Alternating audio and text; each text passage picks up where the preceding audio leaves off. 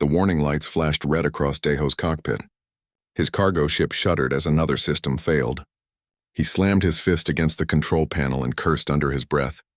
3 months of running supplies to outer colonies, and now this piece of junk decided to give up on him. Summon, find me somewhere to land. Now. The ship's AI hummed to life, scanning nearby systems. There is an abandoned mining colony 7 minutes away. Landing base still has power. That'll work. Get us there. Deho guided the ship through the atmosphere of the dead colony world. The place looked like a graveyard. Empty buildings stretched across the gray landscape. Rusted equipment littered the ground. Nobody had lived here for at least 5 years. The mining company had pulled out when the ore ran dry. The ship touched down with a heavy thud. Deho grabbed his toolkit and headed for the cargo bay. If he could fix the coolant system, he might make it to the next station without exploding. He stepped down the ramp and stopped. Someone was watching him. Deho's hand moved to the plasma cutter on his belt. Not exactly a weapon, but it would hurt if he needed it to. "Show yourself!" A figure emerged from behind a stack of old containers. Deho's breath caught. It was a Velthrin. He recognized the species immediately. Tall and thin with pale blue skin, 4 arms, large black eyes that seemed to see everything. The Velthrins had fought a border war with humanity 20 years ago. Nothing major, but people still didn't trust them. This one was female. Her clothes were torn and dirty. She looked like she hadn't eaten in weeks. But what made Deho freeze was the desperation in her eyes. She dropped to her knees in front of him. "Please," she said in broken human language. "Please help. Children starving. 5 days no food, please." Deho took a step back. "I don't have anything for you. This is a cargo ship. I carry machine parts, not food." The Velthrin woman crawled forward. Tears ran down her face. "My baby's dying. Please, I give anything. I serve you forever. Just help them, please." Something twisted in Deho's chest. He'd seen desperate people before. Space was full of refugees and lost souls. But something about this woman got to him. Maybe it was the way she begged. Maybe it was the tears. Maybe he was just tired of seeing people suffer. "Where are your children?" The woman stood quickly. "Come, I show. Please come." She led him through the abandoned colony. They walked past empty housing units and dead power stations. She kept looking back at him, afraid he might leave. Finally, she stopped at a small building. Once it had been worker housing. Now it was a shelter held together with hope and desperation. Inside, huddled in the corner, were 2 small Velthrin children. A girl and a boy. They looked up at Deho with those same large black eyes. Their skin was pale, almost transparent. He could see their bones. They were dying. "This is Hanul," the mother said, touching the girl's head. "This is Bora, my children." "My babies," the boy, Bora, tried to smile. His lips cracked from dehydration. The girl, Hanul, just stared at Deho like she was seeing a ghost. Deho knelt down beside them. Up close, they looked even worse. Their breathing was shallow. Their movements were slow. If someone didn't help them soon, they would die. Maybe in a day. Maybe less. "What happened?" he asked. "How did you get here?" The mother sat beside her children. Her 4 arms wrapped around them protectively. "We run from war. Civil war on homeworld. They destroy our transport ship. We crash here. Colony already empty. We survive on emergency food. But Velthrin cannot eat human food. Wrong proteins. Makes us sick. We find synthesizer. Works for 3 months. Then breaks. I try fix, cannot. Too complicated. We eat nothing for 5 days. Now my baby's dying." She looked at Deho. "You are human. Humans have ships. Ships have fabricators. You can make Velthrin food. Please, I beg you. Save my children. I give you everything. My service, my life. My loyalty forever. I am engineer. I am good worker. I devote myself to you. Just please, help them." Deho stood up and walked to the door. The woman's face fell. She thought he was leaving, but he was thinking. His cargo included agricultural supplements, protein chains, amino acids. He wasn't a scientist, but his ship's fabricator was pretty advanced. If he could figure out what Velthrins needed, maybe he could make something. "What's your name?" he asked Yuna. She said quietly, "My name is Yuna." "Okay, Yuna, I'm Deho. I'm going to try something." "No promises, but I'll try." Her eyes went wide. "You help, really?" I said, "I'll try. Come on. Bring the kids to my ship." Yuna gathered her children. They could barely walk. Deho ended up carrying Hanul while Yuna carried Bora. The girl was so light, like holding air. It made him angry. Angry at the universe, angry at wars that hurt children, angry at himself for almost walking away. Back at the ship, Deho set up the fabricator. Soman, I need information on Velthrin nutritional requirements. What proteins do they need? The AI displayed data across his screen. Velthrins require 3 essential amino acid chains not found in human food. They also need a mineral compound based on copper rather than iron. Attempting to eat human food causes severe digestive failure. Can we make something from what we have? Soman processed the question. Yes. The agricultural supplements in Cargo Hold 3 contain the necessary amino acids. Combined with synthesized minerals, I can create a nutritional paste. It will not taste good, but it will sustain them. Make it, as much as you can. For the next 2 hours, Deho worked with the fabricator. He mixed supplements with synthesized proteins. He added minerals and compounds based on Soman's analysis. The result was a thick, dark paste that smelled awful, but according to the scanner, it was safe for Velthrins. More than safe. It was exactly what they needed. He brought a container to where Yuna waited with her children. She looked at the paste with confusion. This is food? It's nutrition. It'll keep them alive.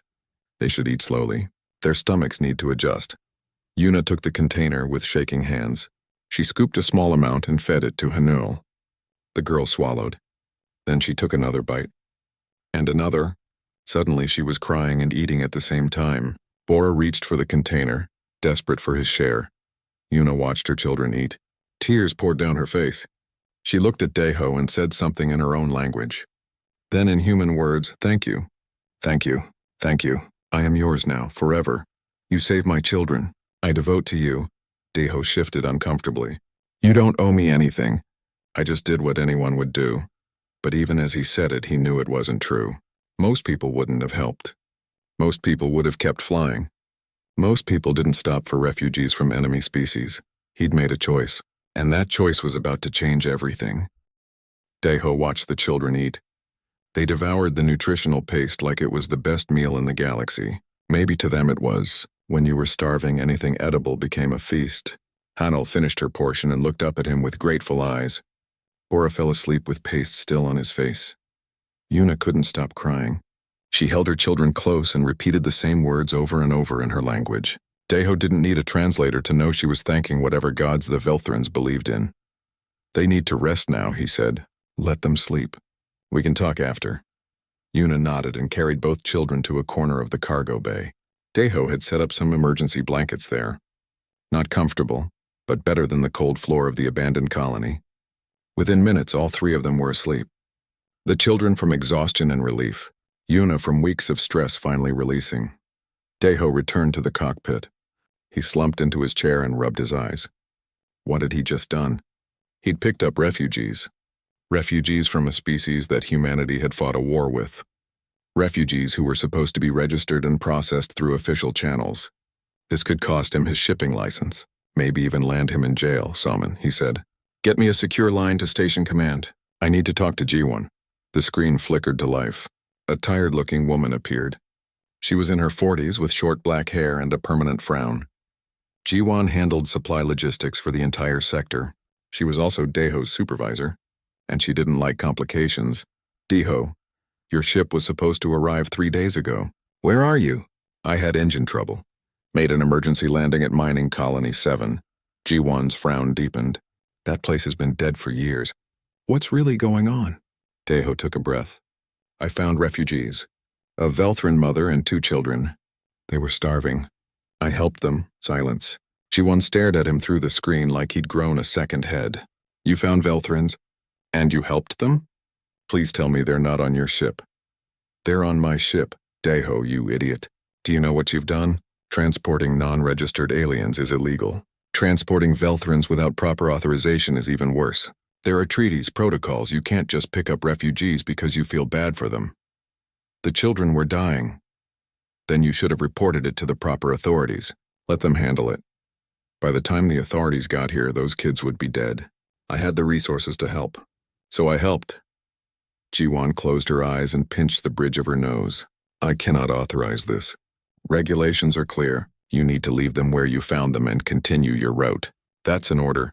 Deho had expected this. He'd hoped Jiwon would understand, but he'd expected this. And if I refuse? Then you're fired. And I'll report this to station security. They'll arrest you the moment you dock. Is that what you want? What I want is for 3 innocent people not to die because of bureaucracy. It's not bureaucracy. It's the law. We have these rules for good reasons. You don't know anything about these Velthrons. They could be criminals, spies, disease carriers. There are procedures for a reason. Deho looked at the cargo bay monitor. He could see Yuna sleeping with her arms around her children. They looked peaceful for the first time since he'd met them. I know what I saw, Jiwon. I saw a mother trying to save her children. That's all I need to know. You're making a mistake. Maybe, but it's my mistake to make.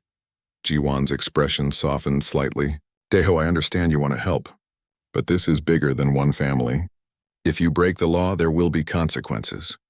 For you and for them. The best thing you can do is follow procedure. I promise I'll personally make sure they're taken care of. How long will that take? Processing. Maybe 3 weeks, a month at most. They don't have 3 weeks. They almost died waiting 5 days. I'll mark it as priority. Look, I know this is hard, but you have to trust the system. Deho ended the call. He couldn't listen to any more excuses. The system hadn't saved Hanul and Bora. He had, and now the system wanted him to leave them behind or hand them over to bureaucrats who would take weeks to do anything. He made his decision. He would take them to the nearest human station. Smuggled or not, legal or not. He'd face whatever consequences came, but he wouldn't abandon them. Salmon plot a course to Haven Station, fastest route possible. That will take 3 days. Are you certain about this course of action? The probability of legal consequences is 97%. I'm certain. Engage engines when ready. The ship lifted off from the dead colony. As they broke atmosphere, Deho felt Yuna enter the cockpit. She stood quietly behind him, watching the stars appear. You talk to authorities, she said. It wasn't a question. Yeah. They say no. Yeah. You take us anyway. Yeah. Yuna was quiet for a moment. Then she placed one of her 4 hands on his shoulder. You risk much for strangers. For enemies, why? Deho thought about it. He wasn't sure he had a good answer. Because it's the right thing to do. Human, strange species. You fight wars over resources. You kill for territory. But you also do this. Help enemies. Risk everything for strangers. I not understand. Neither do I sometimes. We're complicated like that. Yuna moved to stand beside him. She looked out at the stars. On my world, we have tradition. When someone saves your life, you owe them debt. Life debt. Cannot be broken. Cannot be refused. You save my children. You save me. I am Koresh now. You're devoted. I serve you until death. You don't need to do that. I'm not looking for a servant. Not servant, Koresh. Different, I choose this. You give my children life. I give you my loyalty, my skills. My protection forever. This is Velthrin way. This is honor. Deho felt uncomfortable. I don't want anyone to feel like they owe me. Is not about owing. Is about choosing. I choose you as Koresh. You are worthy. You prove this. Before Deho could respond, Solman interrupted. Incoming message from Haven Station. Station Commander Taman requesting identification and manifest. Here we go. Deho muttered. Put him through. A stern-faced man appeared on screen. Commander Taman looked like a military officer trying to pretend he was a civilian administrator. Short hair. Clean uniform. Eyes that missed nothing. Cargo vessel Delta 7, this is Commander Taman of Haven Station. We've been notified of your approach. We're also aware you may be carrying unauthorized passengers. Please confirm your manifest. Deho glanced at Yuna. She looked terrified. Commander, I'm transporting 3 Velthrin refugees. A mother and 2 children. They were stranded and starving. I provided emergency assistance. Are these refugees registered? No, sir. Then you're in violation of about 15 different regulations. I'm denying your docking request. You'll need to proceed to the quarantine station at Beta Sector. Commander, the children almost died. They need proper medical care. Your station has a medical facility. Beta Sector is 2 weeks away. That's not my problem. You should have thought about that before you broke the law. Turn your ship around. Yuna stepped forward into the camera's view. She spoke in halting human language. Please, my children small. They sick, need help. We not dangerous. We just want live, please. Taman's expression flickered. Just for a second. Then it hardened again. Ma'am, I sympathize with your situation, but I have rules to follow. This conversation is over. Haven Station out. The screen went dark. Deho slammed his hand on the console. Great, just great. Yuna looked devastated. We go to Beta Sector? Deho stared at the station growing larger in the viewport. He thought about those children sleeping in his cargo bay. He thought about rules and consequences and doing the right thing. No, he said. We're docking at Haven Station, even if I have to force my way in. The 3-day journey to Haven Station was nothing like Deho expected. He'd assumed Yuna and her children would stay quiet and out of the way. But Yuna had other ideas. She was an engineer, and his ship was falling apart. She couldn't help herself. On the first day, she fixed the coolant system that had been giving him problems.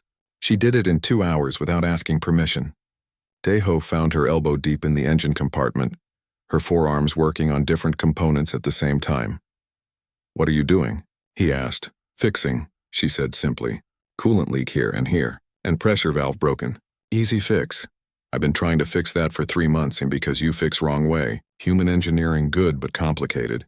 Too many redundancies. Feltron engineering simpler, more efficient. I show you. She did show him, and it worked. The coolant system ran better than it had in years. Deho watched her work and realized that Yuna wasn't just a refugee. She was skilled. Really skilled. The kind of engineer who could probably get a job anywhere in the galaxy if she wasn't on the run. On the second day, Hanul and Bora started feeling better. They explored the ship with the curiosity of children everywhere. Bora found the observation deck and spent hours watching the stars. Hanul discovered Soman and asked the AI 1,000 questions about humans and Earth and why space was so big. Your children are very curious, Soman told Deho. Hanul has asked me 47 questions in the last hour alone. They're not my children. She called you Koresh. According to my database, that is a Velthran term for protector and guardian. In their culture, you essentially are their parent now. I just fed them. That doesn't make me their parent. Try telling them that. Deho found Hanul in the cargo bay. She was drawing pictures on a datapad. When she saw him, she held it up proudly. She'd drawn his ship, and her family, and him standing protectively over them all. You like? She asked in careful human words. It's good, Deho said. You're a good artist. Mama says you hero. Says you save us. Says we belong to you now. You don't belong to me. You belong to yourself. Hanul tilted her head. Not understand. You are Koresh. We are devoted. This is right way. On my world, people don't belong to other people. Everyone is free. But Mama says she choose this. Choose you. Is not forced. Is honor. Deho sat down beside her. How do you explain freedom to someone from a culture built on loyalty bonds? Let me ask you something. What do you want to do when you grow up? Hanul thought about it. Want to be engineer like Mama, build ships, fix things, see stars. Then that's what you'll do. Not because I say so. Because you choose it. That's what freedom means. You get to choose your own path. And you let us choose? Of course, Hanul smiled. Then I choose to stay with you. You good, Koresh? Before Deho could respond, the ship shuddered. Alarms blared. Saman's voice cut through the noise. Warning. We are being scanned by Haven Station defense systems. They are demanding we change course immediately or they will open fire. Deho ran to the cockpit. Yuna was already there. What happening? She asked. They're trying to keep us away. He opened a channel. Haven Station, this is Delta 7. We're requesting emergency docking. We have children on board who need medical attention. Commander Taman's face appeared. He looked even less happy than before. Delta 7, you were ordered to proceed to Beta Sector. You're in violation of station security protocols. If you continue your approach, we will disable your engines. Then disable them. But we're not leaving until these children see a doctor. Taman's jaw tightened. You're putting me in an impossible position. You're putting yourself there. I'm just asking you to help 3 people who need help. The channel went silent. For a long moment, nothing happened. Then Soman spoke. I'm detecting multiple security ships launching from the station. They're forming an intercept pattern. Yuna put her hand on Deho's shoulder. You done enough. We go to Beta Sector. Not worth you getting hurt. It's worth it to me. But why? You lose everything for us. Your job, your ship, maybe your freedom. Why you do this? Deho looked at her. at this woman who'd begged him to save her children, who'd offered her entire life in exchange for a few meals, who'd fixed his ship and asked for nothing in return. Because someone needs to. Because if everyone just follows the rules and ignores people in trouble, what's the point of having rules at all? The security ship surrounded them.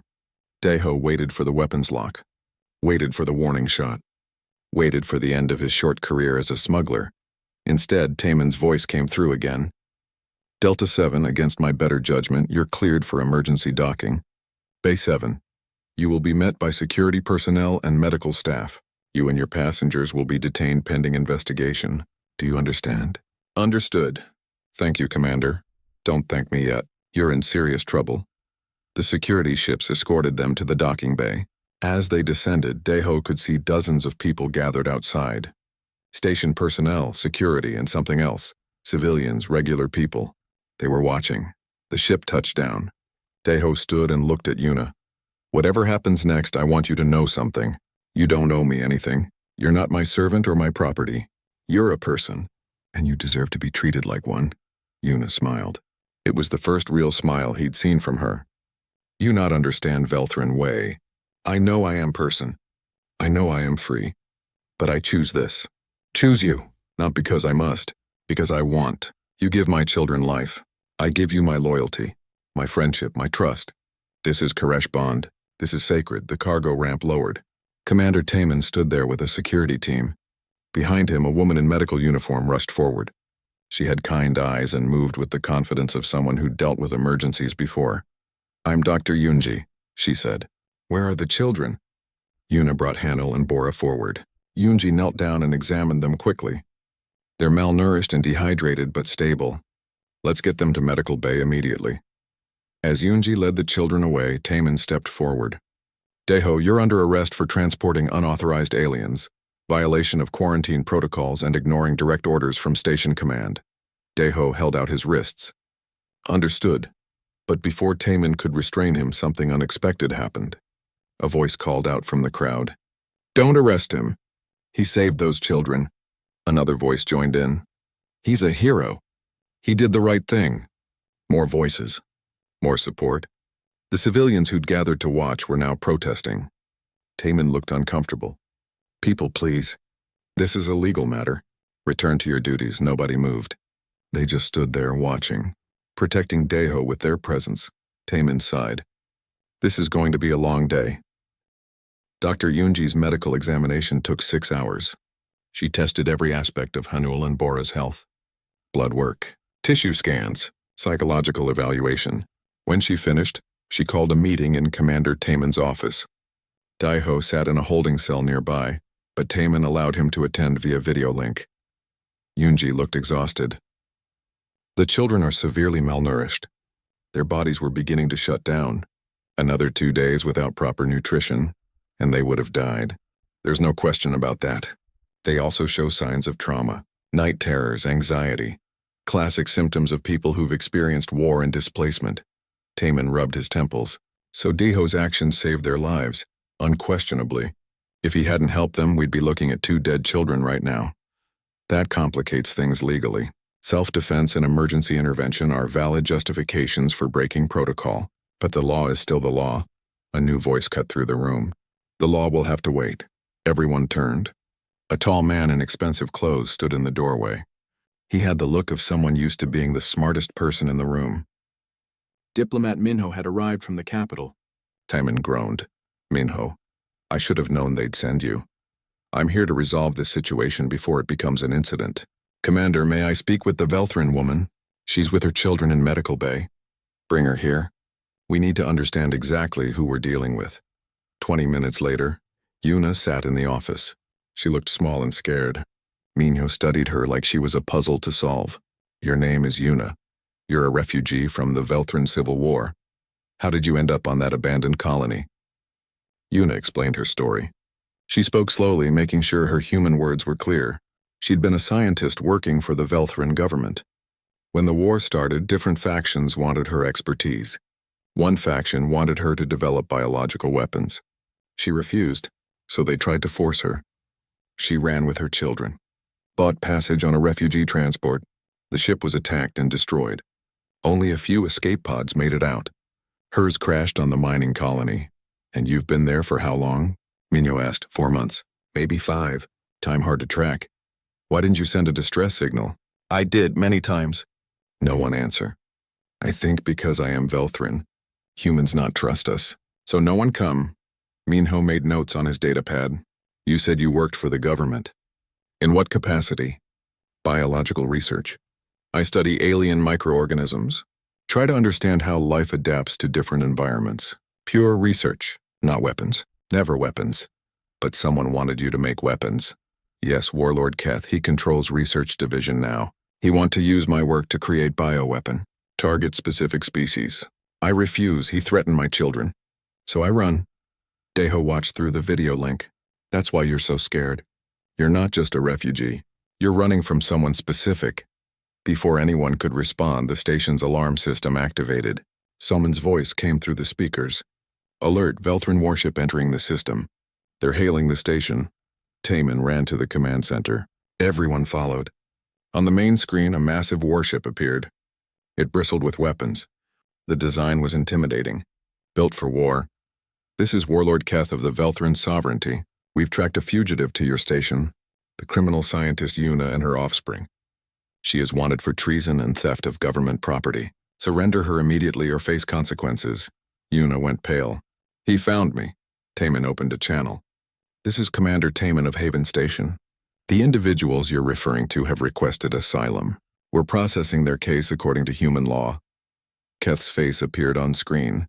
He was a typical Velthrin male, but larger, more aggressive. Scars covered his face. Human law is irrelevant. Yuna belongs to the Velthrin government. She stole classified research and fled justice. Return her now. We have testimony that she fled because you tried to force her to develop biological weapons. Lies. She is a traitor and a thief. My government demands her immediate extradition. Minho stepped forward. Warlord Keth, I'm Diplomat Minho representing human interests in this sector. While we respect Velthrin sovereignty, we also have protocols for asylum seekers. If Yuna is truly guilty of crimes, we'll need proper evidence and formal extradition requests through official channels. You hide behind bureaucracy. That woman is mine. Give her to me or I will take her. Taman cut the channel. He can't be serious. We're a civilian station. Attacking us would be an act of war. Minho shook his head. Keth doesn't care. He's operating outside official channels. If he destroys this station and takes Yuna, his government will claim they knew nothing about it. Rogue warlord acting alone. No consequences, so what do? We negotiate. Find a solution that doesn't end in bloodshed. Yuna stood up. I go with him. He wants me, only me. Let me go and he leave. My children stay here. They be safe. This is only way. Deho's voice came through the video link. No, absolutely not. That's not happening. I make this mess. I fix this. Is my choice. And I'm saying no. There has to be another way. Yunji pulled up information on her datapad. According to my research on Velthrin culture, there's something called trial by champion. An ancient tradition. If two parties dispute ownership or rights, they can settle it through combat. Each side chooses a warrior. The winner takes all. Minho frowned. That tradition is centuries old. Nobody follows it anymore. But it's still technically valid in Velthrin law. If we challenge Keth under those terms, he'd have to accept or lose face with his own people. Taman looked at Yuna. Would he accept that challenge? Maybe. Keth is traditional. He believes in old ways. But who would fight for me? I have no champion. Everyone turned to look at Deho on the screen. He realized what they were thinking. Oh no. I'm a cargo pilot, not a fighter. You're her Koresh, Yunji said. According to Velthrin tradition, the Koresh is obligated to defend their devoted ones. If you challenge Keth's claim, he has to accept or admit he's acting outside proper law. I'll get destroyed. Have you seen the size of Velthrin warriors? Yuna looked at him through the video screen. You not have to do this. You done enough already. Deho thought about it. He thought about Hanul and Bora, about Yuna fixing his ship, about doing the right thing even when it was hard. Open a channel to Keth's ship. Taman hesitated. Are you sure? No, but do it anyway. The channel opened. Keth's scarred face appeared. You're the human who harbored the fugitive. You have no authority in this matter. Actually, I do. Yuna is under my protection as Koresh. According to your own traditions, that gives me the right to challenge your claim. I invoke trial by champion. Keth's eyes widened. Then he laughed. A human knows our traditions? Impressive, but also foolish. You cannot possibly win. Maybe not. But you have to accept the challenge or admit you're acting without proper authority. What will your people think when they learn you ignored the old ways? Keth's laughter died. Very clever, human. Very clever. I accept your challenge. My champion against yours. In 3 days. On neutral ground. Winner takes Yuna and her children. Loser accepts the outcome and leaves. Agreed. I hope you're prepared to die, human. My champion has never lost. The channel closed. Taman stared at Deho. What have you done? Probably the stupidest thing in my life. But at least it buys us time. Yuna was crying. You do this for me? For children? Why? Because someone has to stand up to bullies. And because you're worth fighting for.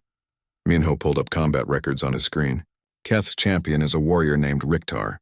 He's competed in over 40 ritual combats. Never lost. He's 7 feet tall and trained since childhood. He's killed at least a dozen opponents in sanctioned duels. Deho felt sick. Great, just great. Anyone got any good news? Yunji smiled slightly. You have 3 days to prepare, and you have the entire station ready to help. That's something. Is it enough? We're about to find out. The news spread through Haven Station like wildfire.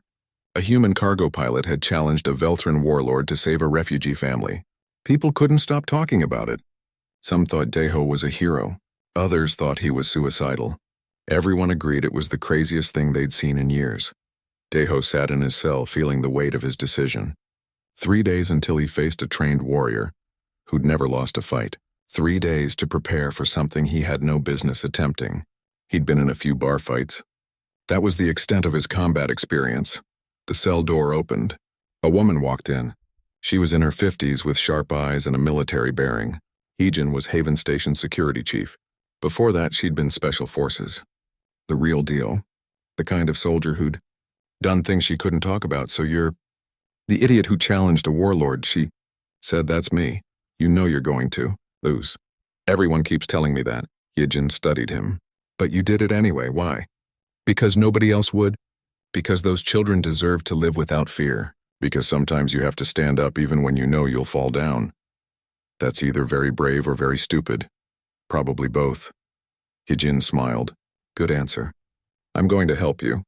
Not because I think you can win, but because you deserve a fighting chance. For the next 3 days, Heejin put Deho through hell.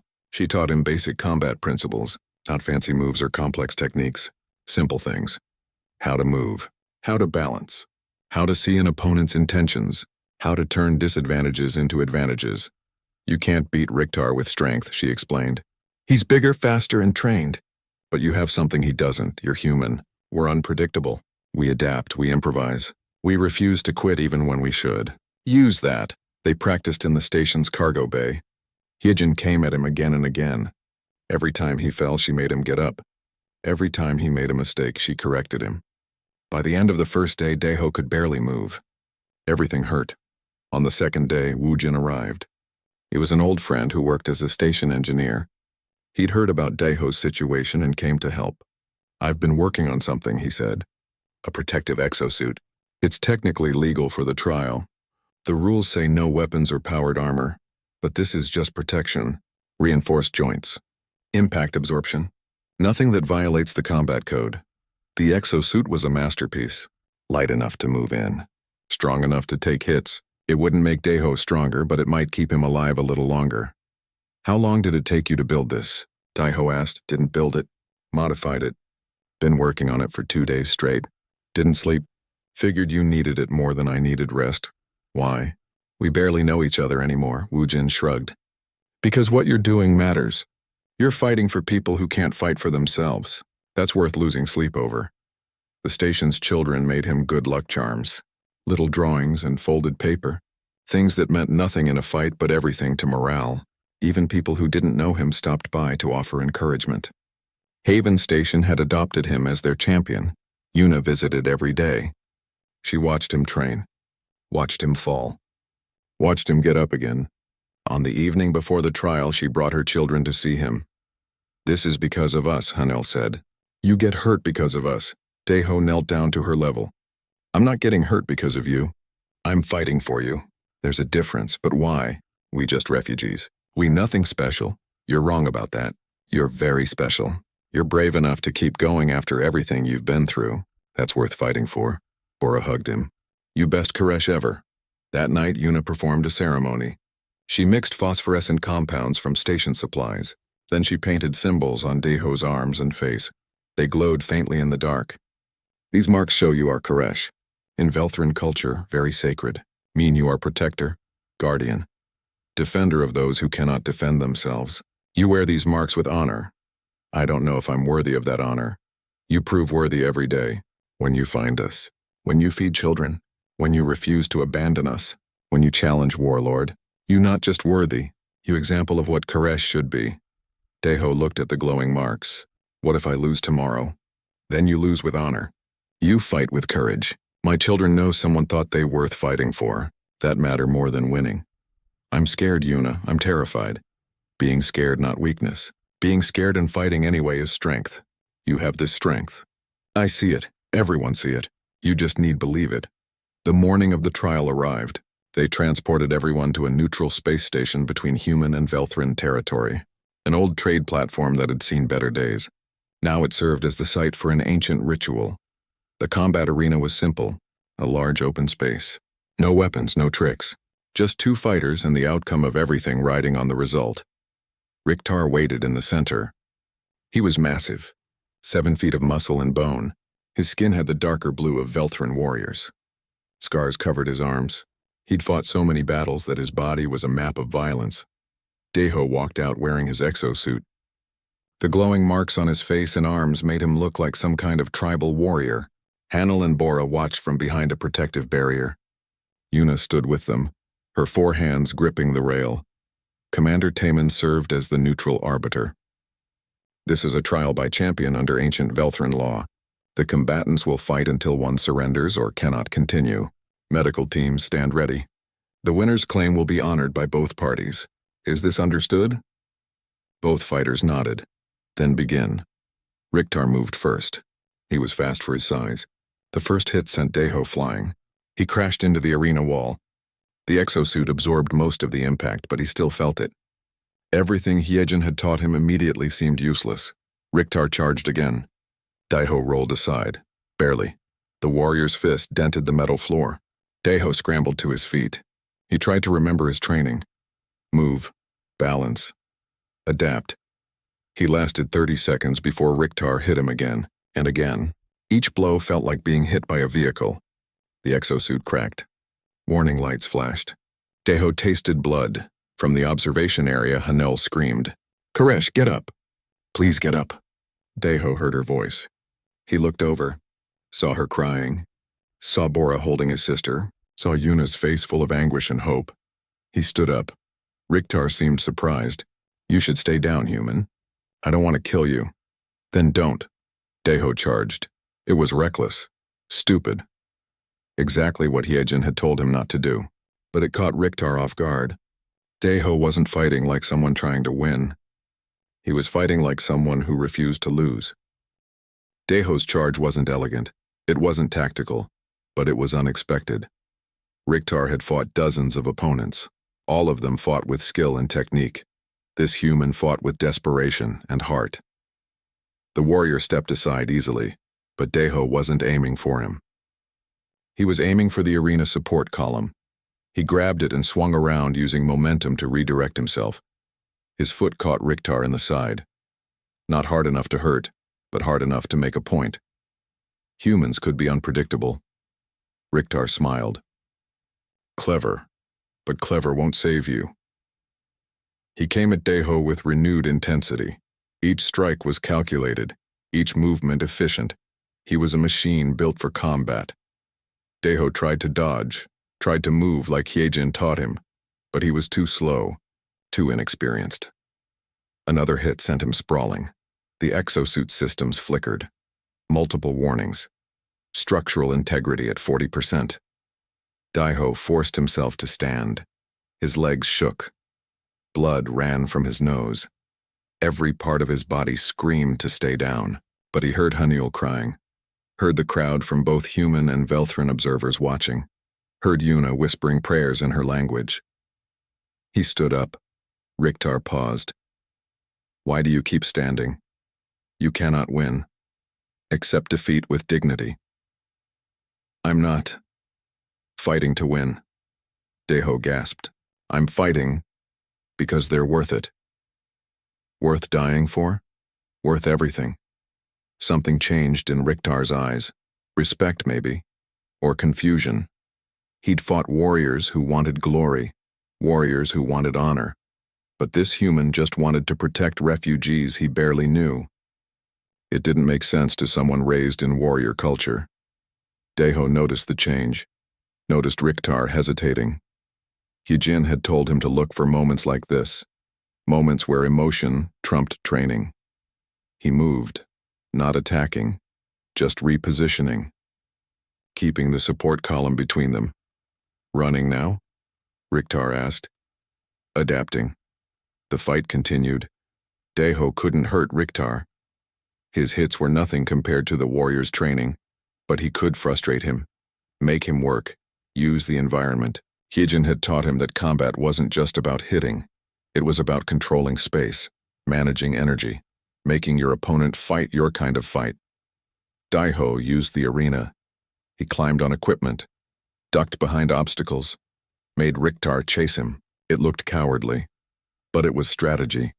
The warrior was stronger and faster, but Deho was smaller and could fit into spaces Riktar couldn't. From the observation deck, Wu Jin yelled, "That's it! Make him tired!" Riktar wasn't tired. He was frustrated. Warriors didn't run. They fought face to face. This human was breaking all the rules, not the official rules, the unwritten ones. The code of honorable combat. "Fight me properly," Riktar demanded. "No. You dishonor yourself. I dishonor nothing. I'm fighting to protect my family. There's no honor greater than that." The words hit Riktar. Family. Protection. These concepts meant something to Veltrans. Their entire culture was built on loyalty and bonds. This human had formed a Koresh bond with refugees, had challenged a warlord for them, was being beaten to death for them, and he called them family. Riktar's next attack was slower. Not much, but enough. Deho saw it, rolled under it, came up behind the warrior. His hand slapped the emergency release on a cargo container above them. It dropped, not on Riktar, but close enough to startle him, close enough to create an opening. Deho didn't waste it. He grabbed a loose cable hanging from the ceiling, swung himself up and around, his feet connected with Riktar's head. The kick wouldn't have done anything to a trained warrior. But it wasn't about damage. It was about surprise. Riktar stumbled, just a little. His foot caught on debris. He went down on one knee. The crowd gasped. Nobody had ever seen Riktar fall, not even for a second. Deho landed hard. His exosuit finally gave up. Alarm shrieked. The protective gear cracked and fell away. He stood there in his basic clothes. No protection, no advantage, just a human who refused to quit. Riktar stood slowly. "You made me fall." "Yeah. No one has done that in 15 years. Guess I got lucky." Riktar studied him. Not luck. Creativity, determination, humanity's gifts. He moved forward, faster than before, angrier than before. Or maybe not anger, maybe something else. His fist came at Deho's face. Deho tried to dodge. Too slow. The hit connected. Everything went white. Deho crashed to the ground. He couldn't see. Couldn't hear properly. His body refused to move. From far away he heard voices. Hanel screaming. Yuna crying. Commander Taman asking if he could continue. Medical teams moving forward. Deho thought about Hanel's drawing. About Bora falling asleep with food on his face. About Yuna fixing his ship. About the choice he'd made days ago to help strangers. He moved his arm. Just an inch. Then another inch. His hand found the ground, pushed. His body screamed in protest. Broken ribs, maybe. Definitely a concussion. Possibly internal bleeding. He stood up. The arena went silent. Even Richter stopped. How are you standing? Because I'm human. Deho swayed. We don't know when to quit. You should quit now, before I kill you. Can't. Not while they need me. Richter looked at the observation deck. At Hanul and Bora pressed against the barrier. At Yuna making prayers to gods she probably didn't believe in. At the humans cheering for their broken champion. At the Velthrons watching with fascination at this species that refused to surrender. Your species is insane, Richter said quietly. Yeah. We get that a lot. Richter moved, but not to attack. He walked toward Deho slowly, deliberately. When he reached him, he did something nobody expected. He knelt down, placed his 4 hands on the ground. The traditional Velthron position of submission and respect. I yield, he said. The arena erupted. Confusion, shock, celebration. Deho almost fell over. What? Richter stood. You defeated me, human. Not with strength, not with skill, but with something greater. You showed me what true Koresh means. I have fought for honor, for glory, for victory, but you fight for love, for family, for people who cannot fight themselves. This is warrior's highest purpose. I cannot defeat that.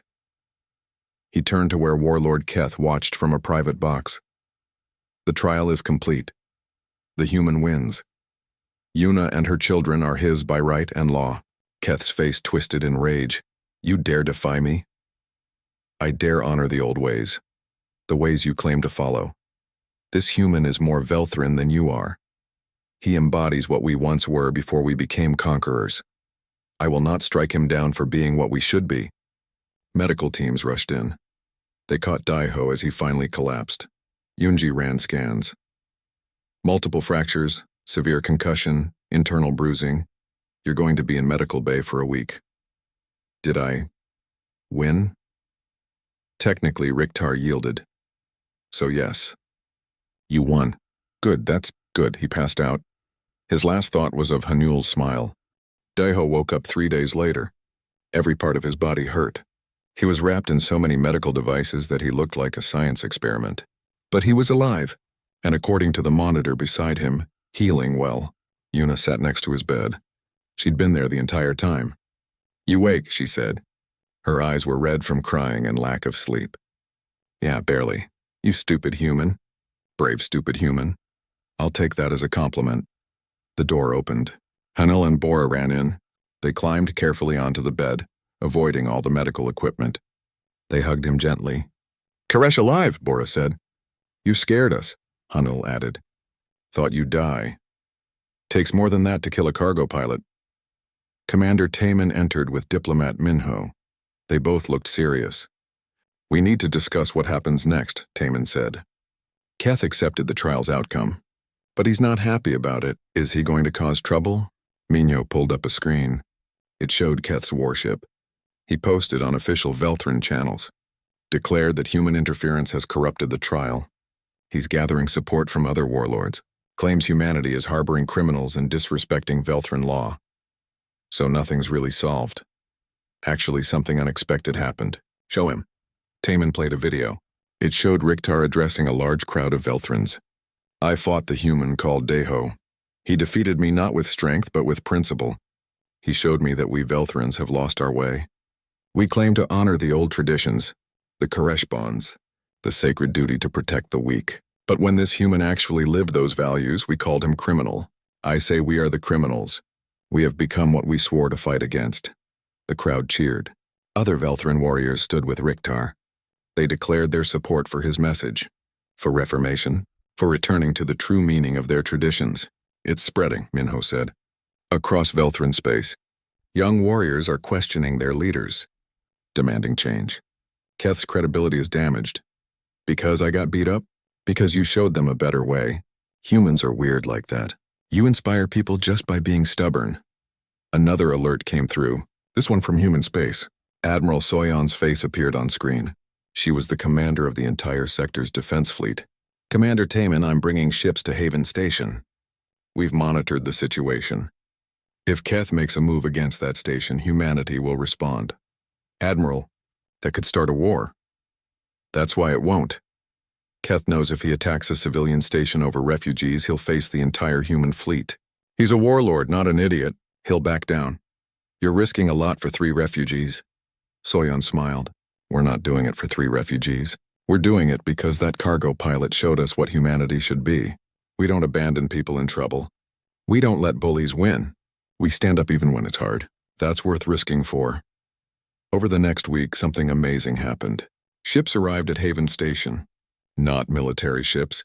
Civilian ones, merchants, miners, tourist vessels, personal craft. Hundreds of ships from across human space. They came because they'd heard the story. Because they wanted to support what Deho represented. The station couldn't hold them all. They formed a massive fleet around the station. A shield made of regular people saying they wouldn't let anyone hurt refugees, or the man who'd protected them.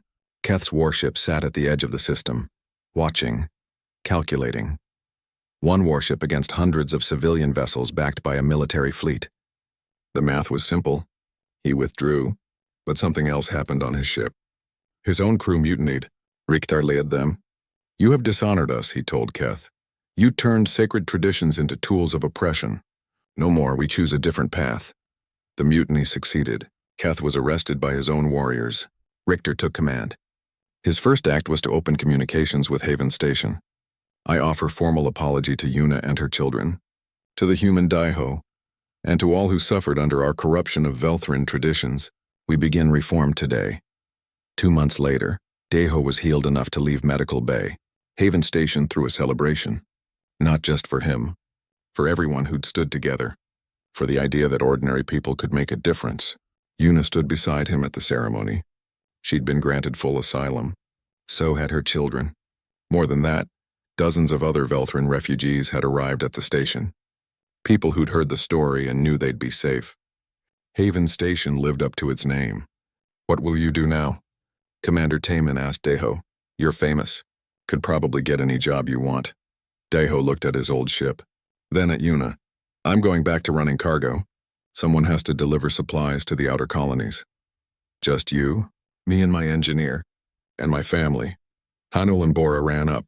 They'd adapted well to life on the station, attending school, making friends, learning to be children again instead of refugees. But they still wore the symbols of Koresh loyalty, still called Daiho their protector. You take us with you? Hanul asked. On cargo runs?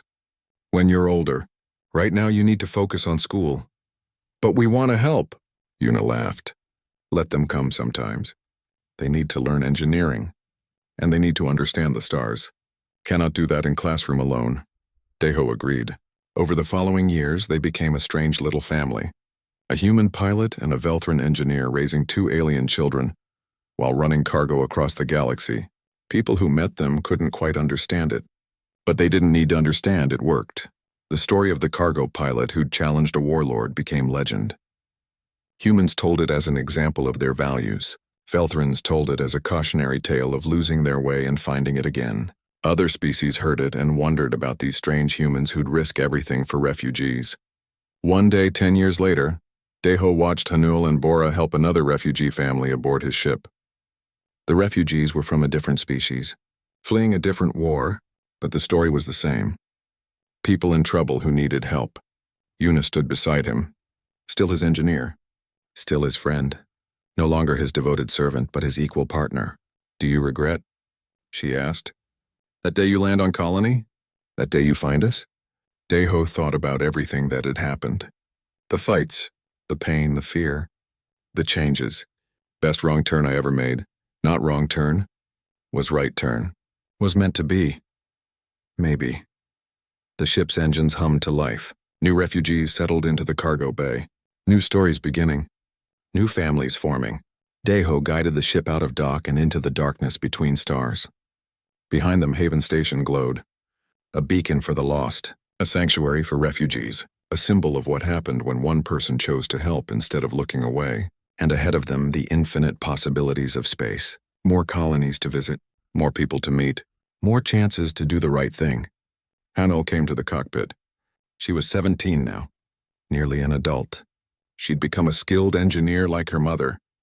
Where are we going, Koresh? Deho smiled. Wherever we're needed. Good answer. The ship jumped to faster than light speed, carrying hope to another corner of the galaxy, proving that sometimes the smallest acts of compassion could change entire worlds. That humanity's greatest strength wasn't weapons or technology. It was the simple, stubborn refusal to look away when people needed help. That was the human way, and it was worth everything.